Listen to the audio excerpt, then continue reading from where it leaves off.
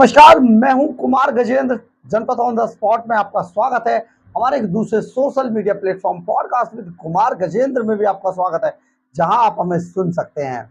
जम्मू कश्मीर की बात करते हैं। जम्मू कश्मीर का चुनाव बेहद दिलचस्प होता जा रहा है। दिन प्रतिदिन जिस तरीके से जम्मू कश्मीर के चुनाव के अंदर ये बदलाव आ रहा है, बहुत ज्यादा आप समझिए कांग्रेस को लेने के देने पड़ सकते हैं। दरअसल जम्मू कश्मीर का चुनाव अब गद्दार वर्सेस वफादार होता जा रहा है। गद्दार वो लोग जो देश के अंदर रहकर, देश का खाकर देश को गाली देते हैं और देश में आतंकवादियों को पनाह देते हैं। आतंकवादियों को पनाह ही नहीं देते, विदेशों से फंडिंग लेकर आतंकवादियों को गुप्त रूप से पैसा सप्लाई करते हैं। अब इधर एक ऐसी पार्टी सामने आ गई है, यानी कि भारतीय जनता पार्टी, जो कि जम्मू कश्मीर के विकास के लिए धारा 370 हटाती है, आर्टिकल 35 हटाती है, 35A को हटा देती है। अब यहां पर विकास की धारा बहने लगती है। एक पार्टी ऐसी है जो स्कूली बच्चों के हाथों में पत्थर देती है और उन्हें पैसे देकर पत्थर फेंकवाती है सेना पर। एक पार्टी ऐसी है, यानी कि भारतीय जनता पार्टी, जो देश के उन्हीं नौनिहालों को, जम्मू कश्मीर के उन्हीं छोटे बच्चों को किताब देकर, लैपटॉप देकर, मोबाइल देकर, पढ़ा लिखाकर बड़ा आदमी बनाकर देश की मुख्य धारा में शामिल करने का वचन देती है और उस पर काम भी करती है। तो अब जम्मू कश्मीर के लोगों को, जो आम जन है, उसको यह समझ आ गया है कि क्या उनके लिए अच्छा है और क्या बुरा है। इधर जो उमर अब्दुल्ला, जो फारूक अब्दुल्ला एंड सन्स हैं, उनके सामने एक बड़ी मुश्किल पैदा हो गई है कि जिन राशिद मिस्त्री ने उमर अब्दुल्ला को पिछली बार चुनाव में हराया था और उमर अब्दुल्ला बाहर हो गए थे, वही राशिद मिस्त्री अचानक कोर्ट ने उनको अंतरिम जमानत दे दी और सशर्त जमानत के बाद राशिद मिस्त्री अब अपना चुनाव लड़ने के लिए अपने इलाके में पहुंच चुके हैं। यानी कि उमर अब्दुल्ला के लिए एक बार फिर से बड़ा खतरा खड़ा हो गया। अब ऐसे में राहुल गांधी से हाथ मिलाने के बावजूद उमर अब्दुल्ला को समझ नहीं आ रहा है कि उनकी जीत कैसे सुनिश्चित की जाएगी। इधर भारतीय जनता पार्टी लगातार कांग्रेस पर हमलावर है, क्योंकि कांग्रेस ने जिस तरीके से जिन लोगों से हाथ मिलाया है, ये सचमुच देश के एक तरीके से अब उनके सामने ये टैग लग चुका है कि ये लोग किसी भी तरीके से जम्मू कश्मीर की तरक्की नहीं चाहते थे और इन्होंने लंबे समय तक पीढ़ी दर पीढ़ी जम्मू कश्मीर को लूटा था। आज इसी बीच खड़गे का एक बयान आया जिसने सबको चौंका दिया। इसके बाद एक नए नेताजी हैं, पवन खेड़ा साहब, वो बड़े बोले। अब आपको अभी सुनवाएंगे, पहले ये सुनिए कि खड़गे ने, एक जो मल्लिकार्जुन खड़गे हैं कांग्रेस के अध्यक्ष, गलती से जो बने हैं, तो वो गलती से या किस्मत से जो बने हैं, उन्होंने आज बयान दिया कि 20 सीटें हमें और मिल जाती तो 400 वाले जेल में होते। खड़गे के बयान से बीजेपी का करारा जवाब भी आया और अनुराग ठाकुर ने, जो मंत्री हैं, उन्होंने सीधे सीधे खड़गे पर हमला किया और उन्होंने कहा, अरे खड़गे जी तो कश्मीर में तड़प रहे हैं, जम्मू गए अनुराग ठाकुर ने खड़गे को और राहुल को जमकर लताड़ा। उन्होंने कहा कि 20 सीटें अगर मिल जाती, इसके बावजूद भी खड़गे साहब को कुछ नहीं मिलने वाला था, क्योंकि आप हिसाब लगा लीजिए, क्योंकि कांग्रेस के लोग शायद हिसाब में कमजोर हैं और भारतीय जनता पार्टी किस तरीके से, उन्होंने ये भी बता दिया कि पिछले 10 सालों में कांग्रेस सीटों के नाम पे कुछ ज्यादा नहीं कर पाई है। एक बार 44 सीटें आई थी कांग्रेस की, एक बार 52 सीटें आई थी और इस बार 98 सीटें आई, यानी कि 3 अंकों का आंकड़ा भी नहीं छू पाई। इसके बाद कांग्रेस नेता पवन खेड़ा ने भी कहा कि आज नहीं तो कल बीजेपी जेल में जाएगी। यह भी एक हमला था।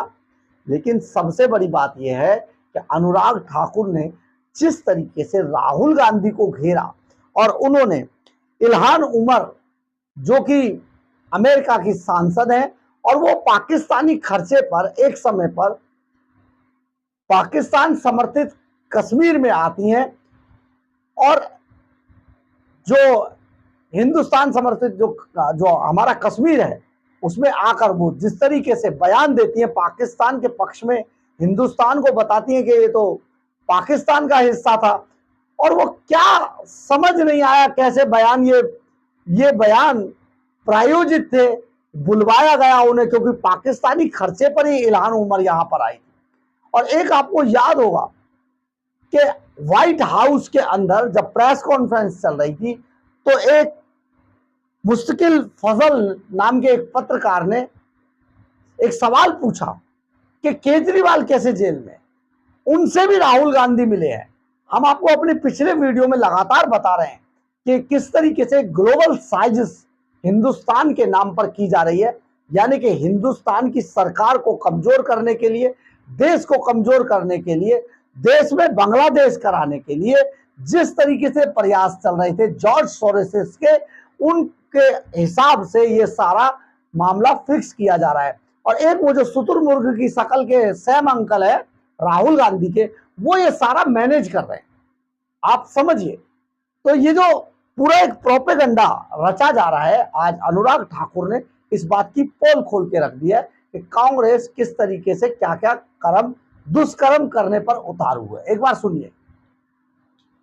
6,000 रुपया मोदी सरकार देती पीएम किसान सम्मान निधि, लेकिन जम्मू कश्मीर के मेरे किसान भाइयों बहनों को 10,000 रुपया देंगे हम लोग, 10,000 रुपया साल का देंगे मेरे भाइयों बहनों। अरे मेरी बहनों, रसोई की चिंता छोड़ दो, अब 2 रसोई गैस के सिलेंडर भी मुफ्त में देगी तो नरेंद्र मोदी जी की भारतीय जनता पार्टी की सरकार देगी।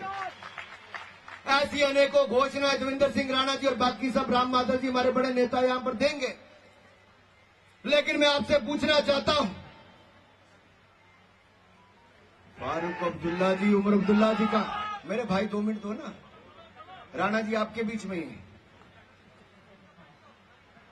चिंता की बात यह है कि ऐसा नेता जिनकी 10 साल केंद्र में नेता प्रतिपक्ष बनने के लिए सीटें भी नहीं आई, कांग्रेस की एक बार 44 सीटें आई, एक बार 52 सीटें आई, और इस पर बड़ा ही जोर लगा लिया तो 98 सीटें आई। अरे खड़गे जी, ये तानाशाही मानसिकता छोड़ दीजिए। ये तानाशाही मानसिकता है राहुल गांधी और कांग्रेस पार्टी की, जो 98 सीटें पाकर कहते हैं कि 20 सीट और आ जाती तो हम ये कर देते। अरे 20 सीट और आती तब भी कुछ ना कर पाते। देश की जनता ने पूर्ण बहुमत की सरकार बनाई है तो मोदी जी के नेतृत्व में भारतीय जनता पार्टी एनडीए की बनाई है। अरे चुनावों से पहले जो गठबंधन हुआ, उस गठबंधन के कांग्रेस के सारे दलों की सीटें मिला लो, जो इंडी अलायंस है उसकी सीटें मिला भी लोगे तो इनकी सीटें 190 भी नहीं होती। 20 हो जाती तो भी क्या कर लेते, तब भी बाहर बैठ के वही करते जैसे बिन पाली मछली तड़पती है ना, कांग्रेस भी बिन सत्ता के वैसे ही तड़प रही है। खड़गे जी कश्मीर में तड़प रहे, राहुल गांधी जी विदेश में तड़प रहे, कुछ नहीं होता। 20 आने के बाद भी कुछ नहीं होता मेरे भाइयों और बहनों। सवाल मेरा ये है आपसे, राहुल गांधी जी, आप विदेश गए, जो पाक अधिकृत कश्मीर में गई अमेरिका की सांसद इल्हान उमर, वो उन लोगों के पैसे पे वहां पर गई और जाकर कहती है हमारे जम्मू कश्मीर के बारे में और पाक अधिकृत कश्मीर के बारे में, वो पाकिस्तान का प्रोपेगेंडा करती है। लेकिन राहुल गांधी, मैं आपसे सवाल पूछना चाहता हूं, अगर हिम्मत है तो जवाब दो राहुल गांधी, विदेश में तो वहां से ही जवाब दो। अरे भारत के पैसे पर, भारत के टैक्स पेयर पर आपको सिक्योरिटी भी मिलती, सब सुख सुविधाएं मिलती हैं, लेकिन दुनिया के अन्य देशों में जाकर भारत का अपमान करने में राहुल गांधी कोई कसर नहीं छोड़ते। यहां भारत जोड़ो यात्रा चलाते हैं और विदेश में जाकर भारत तोड़ने वालों के साथ बंद कमरे में गुफ्तगू राहुल गांधी करते हैं। माफी मांगनी चाहिए नहीं मांगनी चाहिए राहुल गांधी को?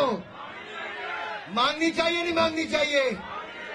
अरे दिल्ली के जवाहरलाल नेहरू विश्वविद्यालय में जो लोग नारा लगाते थे भारत के टुकड़े हो हजार इंशाल्लाह इंशाल्लाह, जो भारत का नामो निशान मिटा देना चाहते थे, उनके साथ जाके राहुल गांधी खड़े हो जाते थे, कांग्रेस के नेता खड़े हो जाते थे, उनको अपनी पार्टी में शामिल करवा लिया। दिल्ली से लोकसभा की टिकट राहुल गांधी जी ने दे दी। अरे भारत के टुकड़े करने वालों को अपनी पार्टी में शामिल करवाते हो, ऐसी सोच रखने वालों के साथ आप अमेरिका में जाकर जुड़ जाओ। आपने सुना होगा कि खड़गे जी ने क्या कहा और फिर अनुराग ठाकुर ने पलटकर वार किस तरीके से किया। ये सारा मामला अब आगे चलेगा, अभी चुनाव का दौर है, लेकिन हम आपको यहां पर फिर से एक बार बताते हैं, आप इस बात को लिख लीजिएगा कि जम्मू कश्मीर के अंदर अब चुनाव वफादार और गद्दार के बीच में हो गया है और गद्दार यहां हारने वाले वफादारों को वफादारी का इनाम मिलेगा। जम्मू कश्मीर की जनता को समझाने की जरूरत नहीं है, उन्हें इस बात की समझ है कि उनका अच्छा क्या है और बुरा क्या है। आज वो अपने बच्चों को पढ़ा लिखाकर देश की मुख्य धारा में लाना चाहते हैं, लेकिन वहां पर कुछ ऐसे गद्दार हैं जो कांग्रेस के साथ हाथ मिलाकर और कांग्रेस के कंधे से कंधा मिलाकर वहां पर वफादारों को साफ करना चाहते हैं, लेकिन ऐसा होने वाला नहीं है।